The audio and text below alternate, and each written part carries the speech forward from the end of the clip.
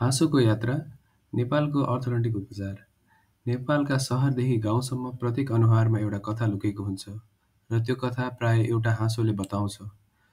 तर सबैको हाँसो आत्मविश्वासी हुँदैन। धेरै नेपालीहरूको दाँतको बनावट, खाली ठाउँ वा टेढामेढा दाँतले खान, बोल्न र आत्मविश्वासमा नकारात्मक असर गरिरहेको हुन्छ। अर्थनैतिक उपचार अर्थात् ब्रेसेस वा अलाइनरले यी समस्याहरू समाधान गर्छ।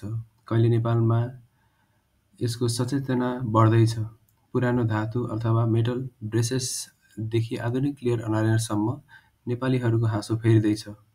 हाल सहरमा मात्र पहुँच भए पनि धेरै क्लिनिक र विशेषज्ञ डाक्टरहरूले यो उपचार सहज र सस्तो बनाउँदै गएका छन्।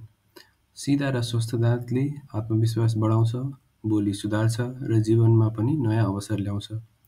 नेपालभर एक हाँसोमा एक आशामा हामी अघि बढ्दैछौँ, किनभने प्रत्येक हाँसो सुन्दर र योग्य हुन्छ। Every smile deserves to shine. धन्यवाद हेर्नुभएकोमा। यस्ता जानकारीमूलक भिडियोका लागि लाइक, सेयर र सब्स्क्राइब गर्न नबिर्सनुहोस्। धन्यवाद।